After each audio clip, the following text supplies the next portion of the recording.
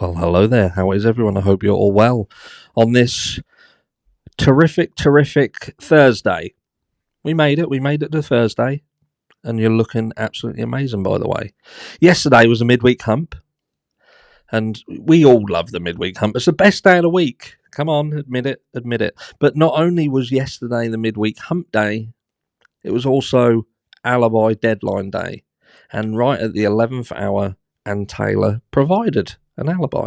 And in a second, we're going to talk about it. But let's not beat around the bush here, because there's a lot of guilters out there. They're the people who believe that Bryan Kohberger did it because of that look in his eye. He just looks dodgy, looks like he's an incel, he looks like a cannibal. And yeah, he did it 100%. I've read it all, I've taken it all in, and I'm sure he's guilty. Definitely did it. Just feel it in my bones. Feel it in my bones. Them people are not going to read this and concede. They're not going to be like, oh, well, there's an alibi. He definitely didn't do it now. Didn't do it. You may get some who will jump ship, but I don't think the public perception will overly change. But before we go into looking at the doc, and in a bit we're going to talk about Cy Ray as well. I'm going to show you who Cy Ray is. And yeah, and then later on tonight, we'll all get together, have a bit of a chin wag around the campfire, and thrash this out. Anyway, let me just read this. Not going to show where it's from, but I think most of you will know where it's from. So, absolutely no disrespect to the family here. He literally said that he was driving around. That is the alibi. Defence's hands are tied because to prove the alibi is to prove that the prosecution's version of events is wrong. That is almost impossible right now because of the gag order and the requests made for discovery. People are playing judge, jury, and executioner. Nobody knows if he is innocent or guilty, and a great human error is judging by our own standards. I absolutely want justice right for these kids and pray for the peace of the families. But with that comes having the right person, and he hasn't been proven to be guilty. And I think that is a very fair statement. Very fair statement. So let's have a look at the actual doc itself, shall we? Right, so here we go. So in the District Court of the 2nd Judicial District of the State of Idaho, in and for the County of Latah. So comes now Bryan C. Kohberger, by and through his attorney of record, Ann C. Taylor, public defender, and hereby files a supplemental response to the demand for alibi, and in compliance with Idaho Code and criminal rule, Mr. Kohberger moved to Pullman, Washington in June of 2022. As an avid runner and hiker, he explored many areas of the Palouse. Of course, he explored Wawawi Park. Now, Wawawi Park gained some notoriety back, I believe, I think it was 2017. It seemed like there was a SWAT standoff or something. There was a body found. Lots of bits and pieces, but yeah, so that did gain some notoriety, but I don't think that's got any relevance here, even though I have seen some statements that would be seemingly, the guilters. Well, it's weird that he's Wawawi Park in July of 2022, and this became his favourite location. So in kind of the opposite direction. That's important. After the school year began, Mr. Kohberger was busy with classes and work at Washington State University, and his running and hiking decreased, but did not stop. Instead, his nighttime drives increased. This is supported by data from Mr. Kohberger's phone, showing him in the countryside late at night and or in the early morning on several occasions. Now, I'm just going to interject here, because we've all, the people who are kind of got an open mind and don't just follow back off the fucking cliff with the rest of the sheep, we've said he was a busy bee. He was a busy bee. And would he have had time to have done all this? Bearing in mind such a short space of time to kind of find a target, reconnaissance a target, and all of these little things in the background, and the planning and this, all of this on top of doing what he was doing from an education perspective. Do you know what I mean? That's a lot to be claiming to be doing. Do you know what I mean? A lot. a lot. And this is kind of showing someone who he's on his own. He's away from family. He's on his own, and he's doing this educational journey. And because of how busy he is, his time away from the books, away from the market, away from the stresses of this journey, he's adapting to that, and he is having his alone time. He's having his relaxation time. He's having the time that he needs away from all that. That's what I'm getting from this. Yes, I've seen some people say, oh, this is a story, they're good at telling stories, but this is like what I've said time and time again. This is about selling a story. Do you think that the prosecution won't be trying to sell a story when it comes to trial?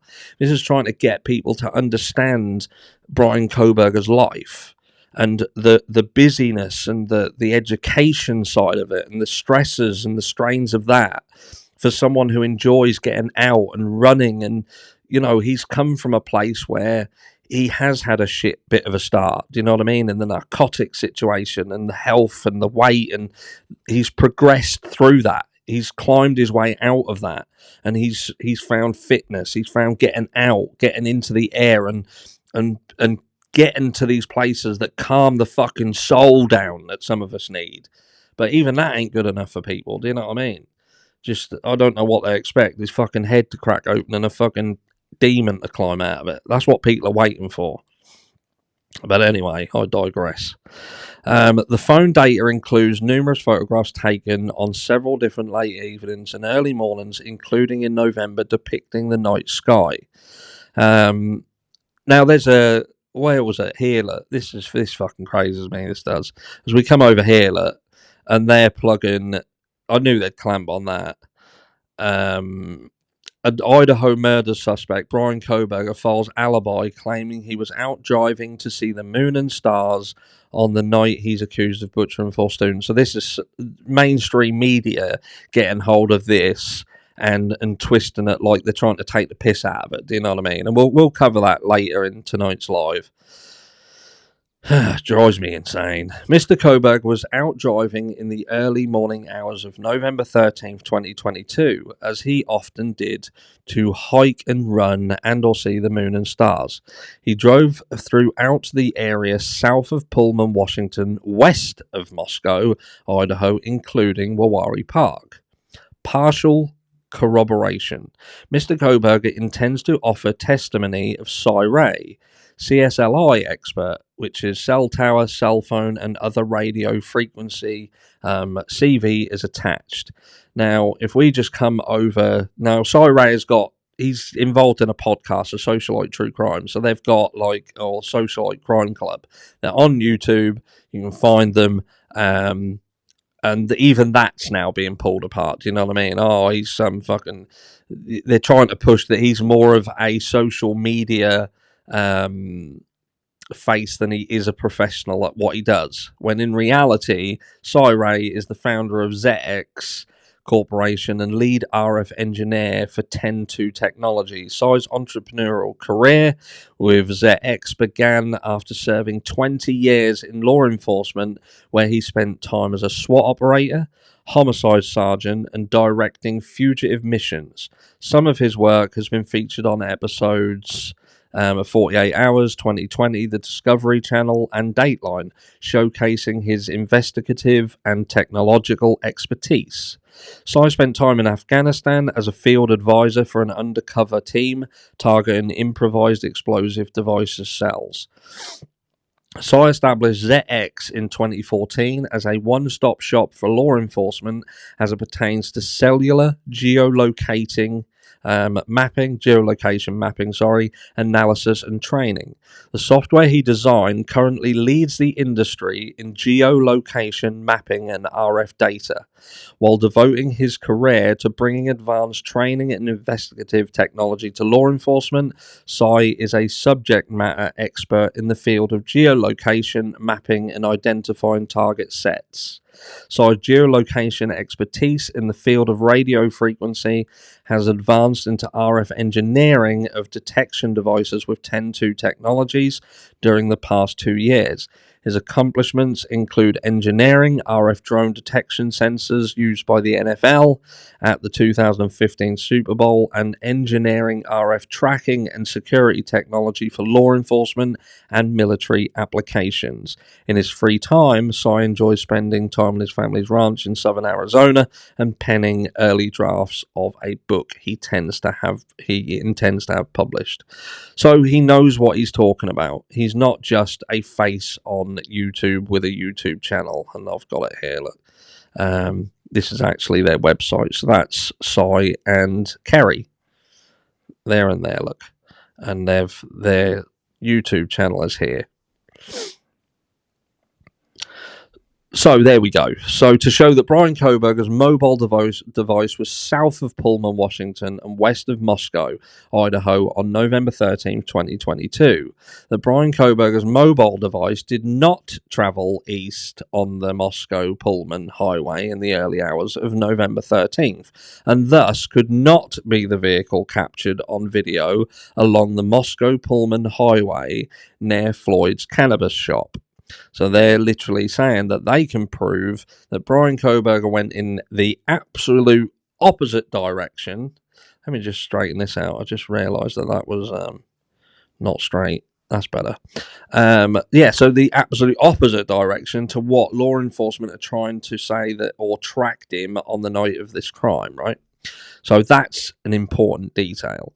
Additional information as to Mr. Kohberger's whereabouts as the early morning hours progressed, including additional analysis by Mr. Ray, will be provided once the state provides discovery requested and now subject to an upcoming motion to compel. So she's already putting in here, we're still asking for stuff, and now we've got to do another motion to compel because we're still fucking waiting. And this is the point that people don't get, and we'll stick a pin in that. We'll come back in a minute. If not disclosed, Mr. Ray's testimony will also reveal that critical exculpatory evidence further corroborating Mr. Kohberger's alibi was either not preserved or has been withheld. And that's what I mean by stick a pin in it. And we've got Cy Ray's CV here. Again, I'm not going to go through that now. We'll go through that in more depth later this evening in the live. I just want to try and keep this more compact, this video, to allow people who don't do lives the chance to watch this video and get the crux of it. But look, so let's just touch on a couple of things before we close off, and that is Ann Taylor had an uphill struggle. Like, people are saying, oh, if he was innocent, he would have provided this on day one. How would you provide the alibi on day one if your alibi is I was driving about? I said this time and time again, and that is, as soon as Bryan Kohberger stated that he was driving around, law enforcement look at that as, so you can't prove anything. And when you've got someone who's got no fucking support, he's got no money, they look at it like, well, he's likely going to need a public defender. They underestimated, like I hold my hands up, and I underestimated Ann Taylor. And that's what's happened here. They've underestimated his ability to obtain the facilities that he needed to get this far. They picked the wrong person here. That's in my opinion. That's my opinion. They picked the wrong fucking person. Whether they did it intentionally, accidentally, because they were put under pressure, someone pointed the finger. But I said it, and I'll say it again. I said it yesterday. I don't believe this guy did it. I don't believe he did it. As much as someone could look at someone and look at him and say, oh, he's fucking, I can see it in his eyes. See it in his eyes. He's a killer. Do you know what I mean? There's just something about reading everything, doing this every day in, day out. And I know some people don't like it, and they're like, oh, move on. But this is why we don't move on. This is why we don't. This is why we keep hold of it like a dog with a bone. Because in certain situations, certain things just don't sit right. And I'm going to leave you with this. And like I say, we'll do this tonight more in depth. If Bryan Kohberger did not do this, and don't get me wrong, this isn't a slam dunk win for the defense. This is a massive, massive thing. A massive thing. But it don't mean they've crossed the finish line yet. There is a long way to go. But It just adds to the things that should be, if people have a fucking moral compass, they should be whacking on the brakes a bit and saying, hold on a second, let's just step back and let's not just burn this guy at the stake because Dateline, because News Nation, because people are pushing this he's guilty narrative, or the PCA, or the families of the who are in pain. This guy could well be innocent, and if he fucking well is, then the person who did this is still out there, and that, just that, should worry people. But there we go. People won't be worried about killers still being out there. They'll be now worried about how they can continue to push a narrative that this is a guy beyond a reasonable doubt that he should burn at the stake, and this is just a joke. Let me know down below how you sit. Are you someone who's flipped now and you feel a little bit different? You've anchored on the brake somewhat? Or are you still a guilter and you find this is just an insult to the process? Let me know. I'm interested to hear your feelings. And join me tonight in the live. This will be a good chat to have. I'll catch you all then.